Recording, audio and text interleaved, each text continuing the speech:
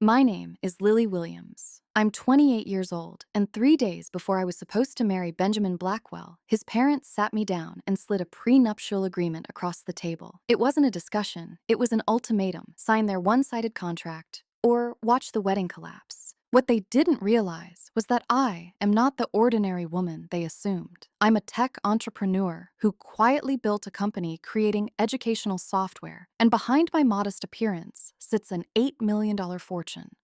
Comment where you're watching from and like this video if you love stories about underestimated women fighting back. To understand why they misjudged me so badly, you need to know where I came from. I grew up in a modest neighborhood on the north side of Chicago. My parents were both high school teachers, people who believed in the quiet dignity of showing up every day and giving their best. That meant money was tight, but values were rich. Our vacations were short drives rather than flights, and our small home was filled with secondhand furniture, lesson plans, and the sound of grading pens scratching late at night. From them, I learned that effort would take me further than shortcuts ever could. By the time I reached high school, I knew if I wanted college, I had to earn it myself. Northwestern was my dream, but the costs felt insurmountable. I buried myself in textbooks, chased every possible scholarship, and accepted a part-time job shelving books at the local library. Some nights I worked until closing, then stayed up rewriting code for a class assignment or studying until morning light crept in. When I was finally accepted into Northwestern's computer science program, with enough tuition support to make it possible, it wasn't privilege that carried me there. It was determination and exhaustion woven together. Unlike classmates whose families quietly picked up the tab,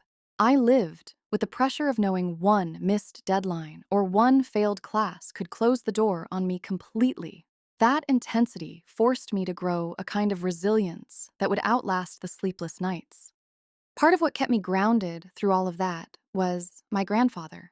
He wasn't a wealthy man in appearance. To me, he was steady, patient, and guided me with advice that was always practical. He encouraged consistency, focus, and responsibility. I leaned on his belief in me more than I realized at the time. Then, during my senior year of college, he passed away. The grief was sharp, and I felt unmoored, as if the person who had quietly reinforced my path was suddenly gone. In the middle of that loss, I learned something that stunned me. For decades, while living modestly, he had been investing wisely and carefully. When his estate was settled, I inherited roughly $6.5 million. The number alone was almost incomprehensible to me then. What struck harder was the realization that his discipline and foresight had been building towards something he meant for me to carry forward. That inheritance was not a windfall. It was a responsibility. I felt the weight of it in every decision I made afterward. While I could have walked into a showroom and driven out in a luxury car the very next day, I chose not to change my outward life at all. I finished school, kept working, and lived simply. From the outside, no one would have guessed what had shifted beneath the surface. Only my parents, my best friend Jenna, and our family attorney, Harold, were told. For everyone else, I remained the same ordinary young woman counting grocery bills and catching rides to campus. In truth, choosing to keep that fortune private planted the foundation for everything that came after. It shaped how I thought about building a future and made me determined to measure myself not just by what I had been given, but by what I could create. That's why what followed wasn't about spending the inheritance. It was about transforming it into something greater.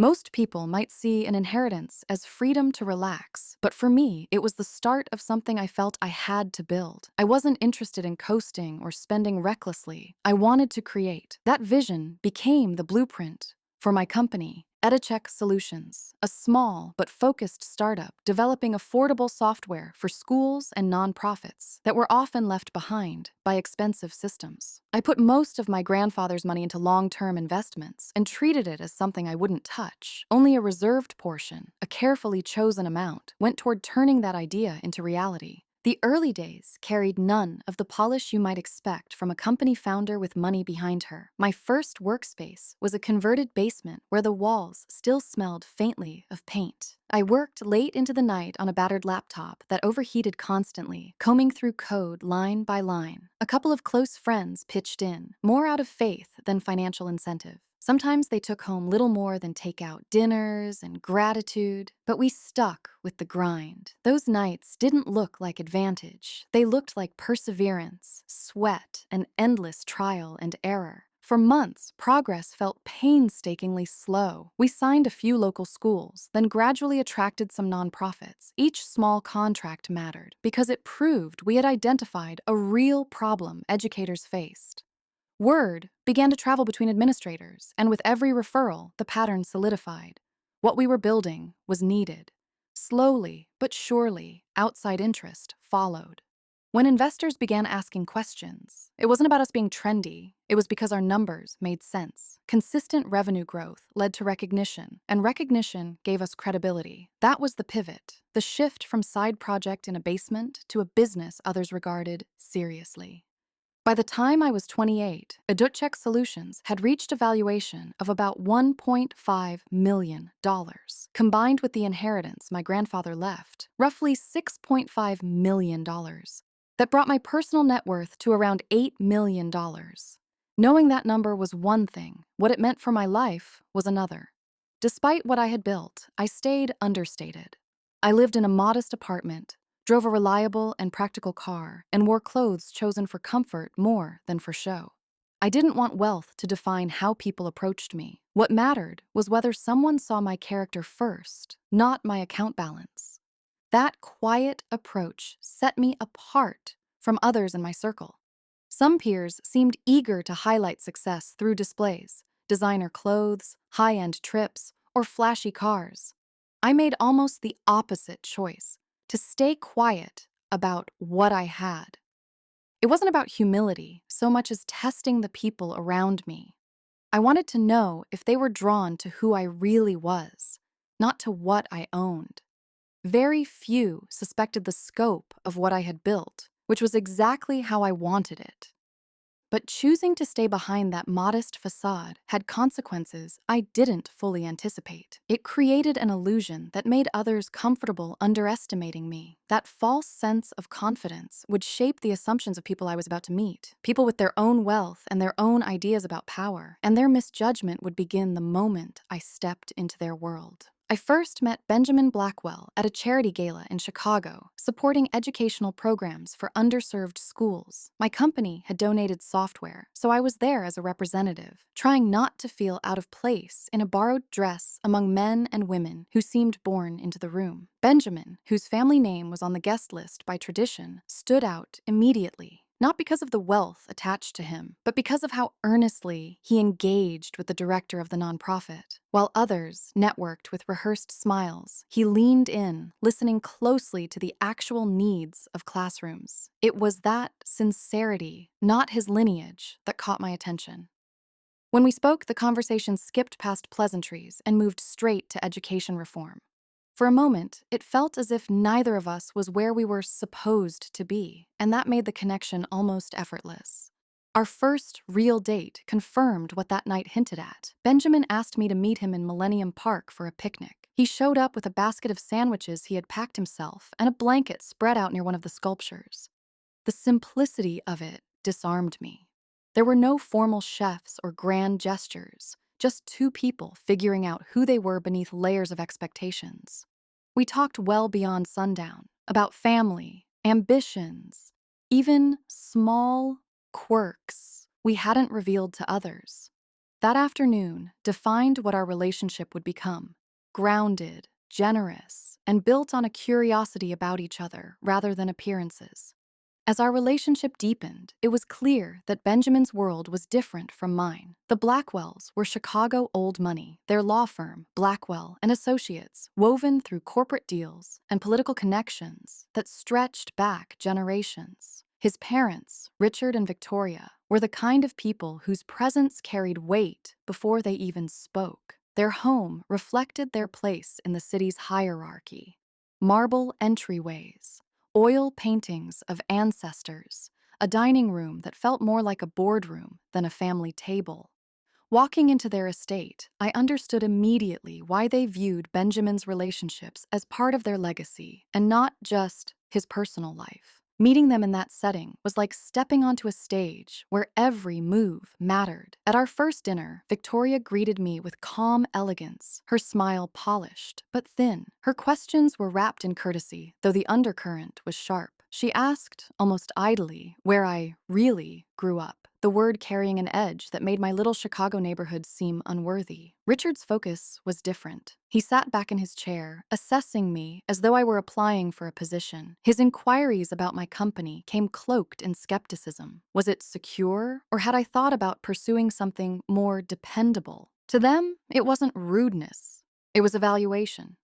Benjamin, caught between us, tried to soften the atmosphere. He interjected with small reminders of my accomplishments, shifting the talk to mutual interests, even reached for my hand beneath the table. His effort mattered, but it didn't erase the message carried in every look and pause. I was not who they had imagined for their son. Their doubts were clear, even if politely phrased. I chose to answer with composure. I smiled through the barbs, traded laughter where I needed to, and held back what they did not know, that my resources exceeded what they assumed. Part of me wanted to reveal it then, end the quiet dismissals with a single fact. But another part, the one shaped by years of privacy and purpose, refused to offer proof as a bargaining chip. If they couldn't respect me for who I was, I wouldn't hand them the figures they would suddenly respect. Still, their judgment lingered over us like an unspoken weight. Benjamin and I carried on, strong in our own bond, but every visit to his family's home reminded me of that unbridgeable gap. And in the days leading to the wedding, their polite disapproval did not fade. It sharpened, preparing the ground for something far more direct. 3 days before the wedding, Victoria Blackwell invited me to the estate for tea. On the surface, it seemed like a gesture of closeness, a chance to share time together before the ceremony. But the moment I was guided into their study instead of a sitting room, the tone was unmistakably different. Heavy curtains dimmed the daylight, and the oak desk between us created more distance than intimacy. Richard and Victoria sat across from me, their expressions polite but unyielding. A folder waited on the table, its presence too deliberate to ignore. Our conversation began with small pleasantries. Victoria asked if I was excited about the wedding. Richard commented briefly on the whirlwind of preparations. Their voices were soft, their smiles steady, but something in the air felt rehearsed, as if every word carried a hidden agenda. Benjamin sat to my right, shoulders tense, his gaze dropping off into the floor. For a moment, I held on to hope this was nothing more than nerves. Then, Richard slid the folder toward me, his tone even, explaining that it contained a prenuptial agreement. A standard document, he said, meant to secure the family's legacy. I opened it and scanned the contents, my eyes racing past the dense legal language. The key conditions were clear enough. If I signed, I would walk into marriage with no protection of my own. In the event of divorce, I would leave with virtually nothing, not even the security most people would consider fair. More alarming was a section buried in the later pages. Intellectual property clauses dangled in careful wording, broad enough to stretch over my company, the software business I had built from the ground up. Signing as written could allow them to claim control over contracts, patents, or even profits linked to years of my work. This was not a formality. It was a power play. Victoria leaned forward then, speaking in a voice almost soothing. She said how vital it was to preserve the Blackwell legacy, how Benjamin carried the weight of generations. She acknowledged my ambition, but described my career as though it were a hobby that could be set aside with time. There was nothing harsh in her delivery, but the dismissal cut sharper than anger would have. I heard years of effort, long nights of code, hard-won contracts, and the fragile beginnings of a company reduced to a passing project beneath the weight of their family name. The silence beside me pressed harder than their words. Benjamin didn't speak. He didn't defend me, nor did he argue for their demands. His stillness echoed louder than their ultimatum. Richard finally stated what they had skirted around from the beginning. If I did not sign, perhaps the wedding should be postponed. He said it calmly, but it landed with unmistakable finality. I closed the folder gently, my hands steady, despite the thrum in my chest. Outside, I answered with composure, my face betraying no panic. Inside, however, something sharpened. For the first time, I wasn't concerned with accommodating their judgment or softening their perception of me. Their attempt to corner me shifted something fundamental. I saw their confidence for what it truly was, an assumption that I lacked the strength to challenge them.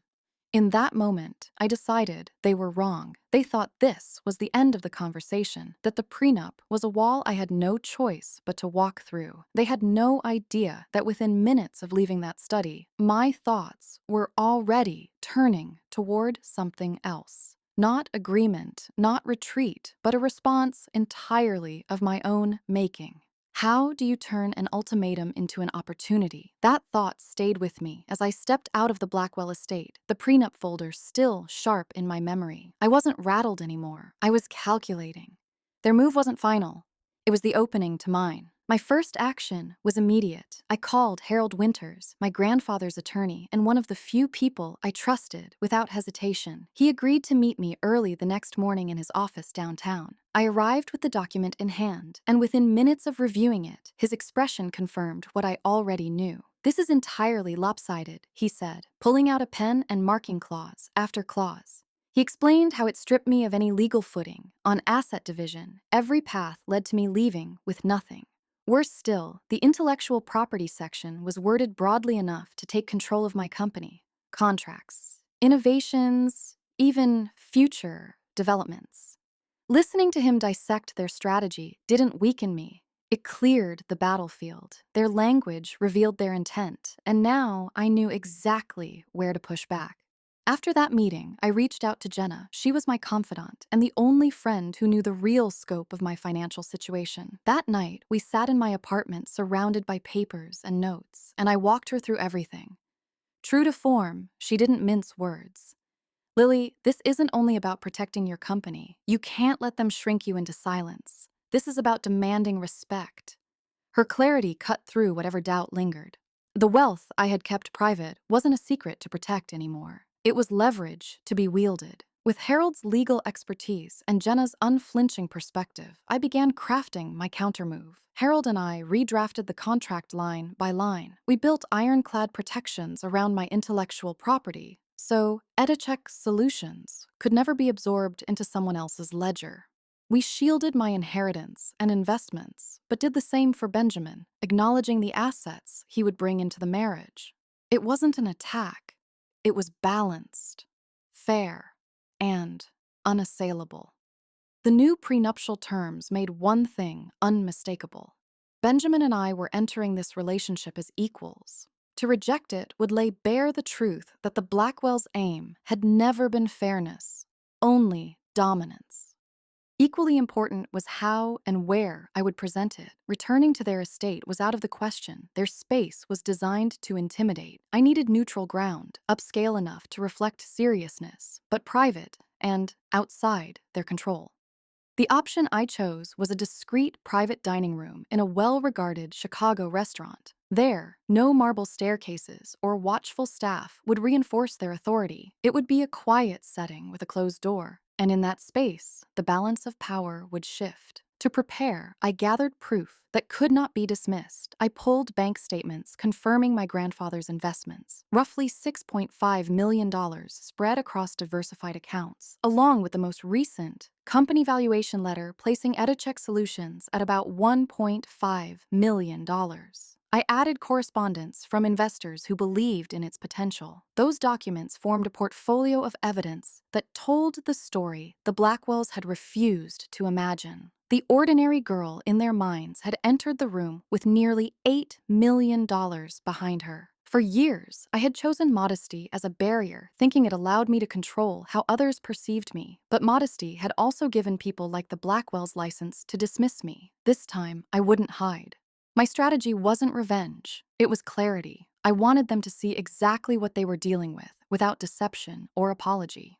When the plan was complete, I set the folder of proof beside the new prenup and closed it gently. Everything was prepared: the document, the location, the evidence, and the will to stand firm. The stage was set, not for submission, but for reckoning. The Blackwells' reckoning began over dinner, not in their estate, but in a private dining room at Lakeview Restaurant. No marble staircases, no ancestral portraits, no staff watching from corners, just 4 chairs pulled up to a round table, the low light setting everything on equal ground.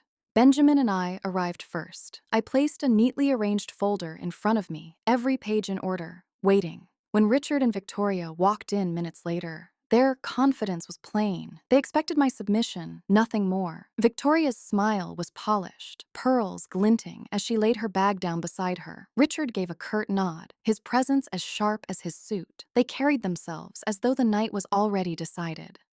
Their tone was calm, but weighted, full of certainty that control rested with them. Richard opened by repeating the same phrasing about family legacy he had used before, as though duty could drown out choice. I listened silently and let him finish. Then I placed my folder at the center of the table and opened it.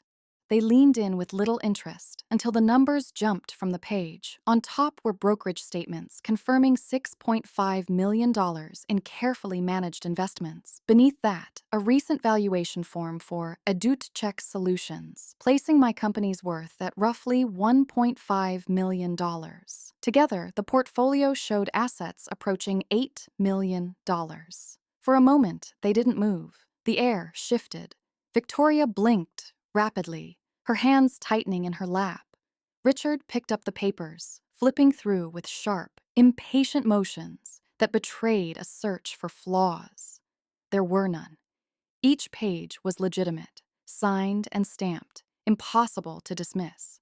I explained that EduCheck was not a passing hobby, but a business serving schools and nonprofits. I told them my grandfather's estate had given me not indulgence, but responsibility, and that I had multiplied his legacy by choosing discipline over display. My words carried no anger, just a steady certainty they hadn't expected. Their silence made the point stronger than anything I could have added. The moment that changed the room, though, didn't come from me. It came from Benjamin. He reached for my hand, placed it firmly in his, and spoke with a clarity I had never heard him use in their presence. He told his parents he supported me completely, that our marriage would be built on partnership, not subservience to their control. There was no apology in his voice, no hedging. Years spent cushioning their demands fell away in that single statement. His stance beside me, finally unyielding, broke the last pretense of their dominance. I slid forward a second folder, this one containing the revised prenup Harold and I had written. Its terms were balanced and explicit. Each of us retained what we brought into the marriage. Each of us had protections around inheritance. And my intellectual property was safeguarded beyond dispute. There was no space for manipulation,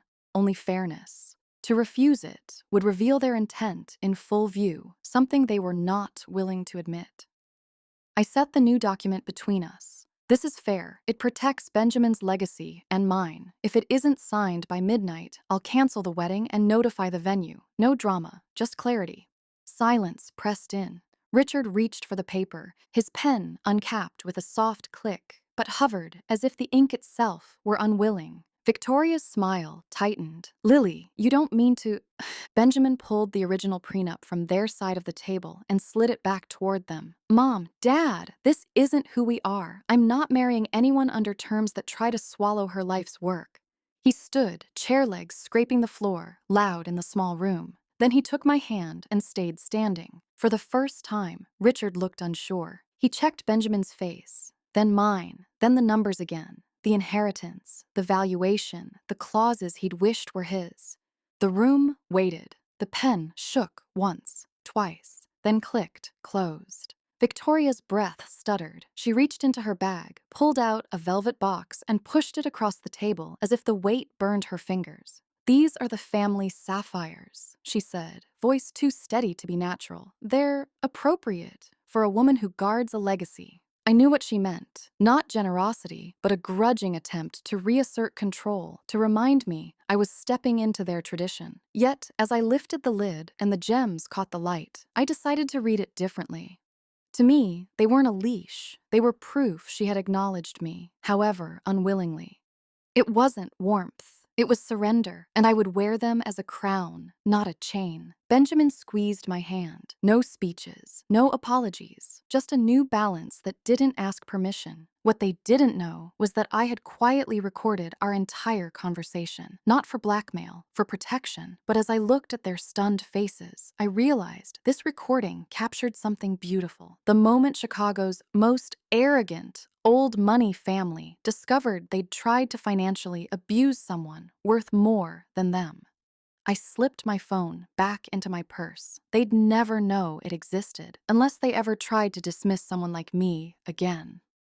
That night, the Blackwells did not concede with grace, but they conceded nonetheless. Their poised certainty had given way to calculation, then reluctant acceptance. They had expected to guard their fortune from a grasping outsider. Instead, they learned their son's fiancée was protecting her own.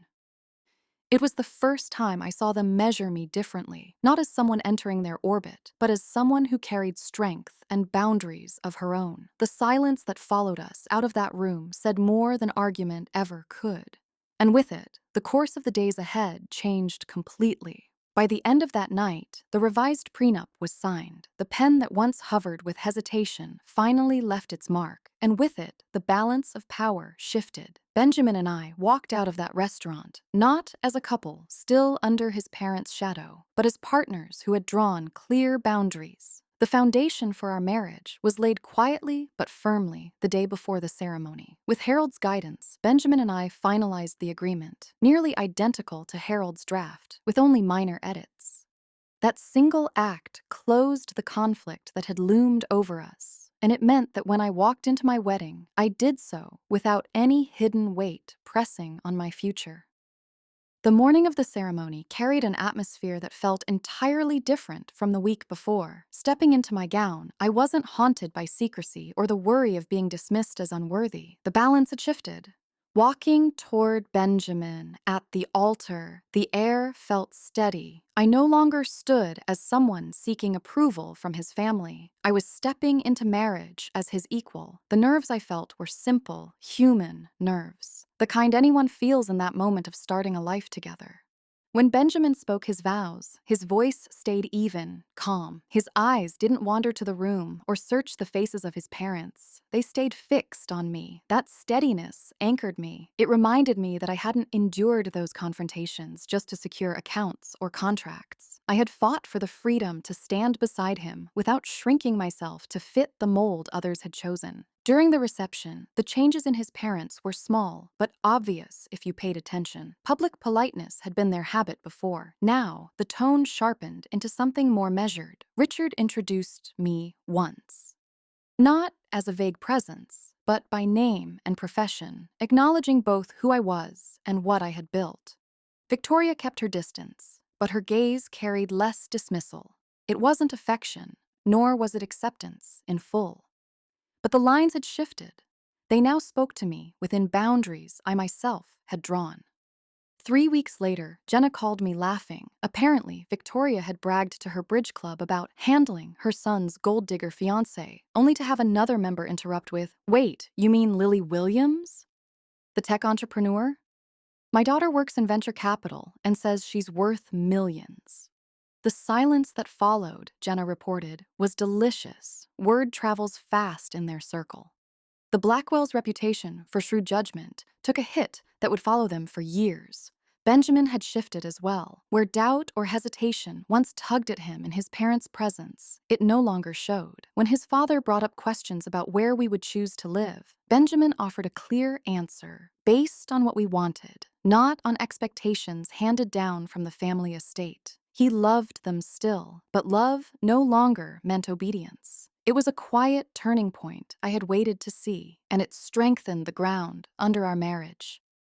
Later, as the evening slowed, I touched the sapphire earrings Victoria had pushed across the table the night before. It wasn't reconciliation, but it was a bridge, her first step toward respect. Looking back, I understood clearly that the battle had never been about money. Wealth simply gave me a language they recognized, but the truth that mattered was deeper. By making my worth visible, by refusing silence or submission, I secured more than assets. I secured recognition. I showed them and reminded myself that partnership cannot survive without equality. As Benjamin and I moved forward, we maintained the boundaries we had drawn. Family expectations shifted into scheduled visits, not endless demands. We carried that clarity with us, even into something as simple as our honeymoon. It wasn't just about rest. It was a kind of beginning untouched by the shadows of control. That first foundation, tested under pressure, became the proof that our marriage rested on choice, fairness, and truth, and it prepared me for the larger lesson that would remain long after the wedding day.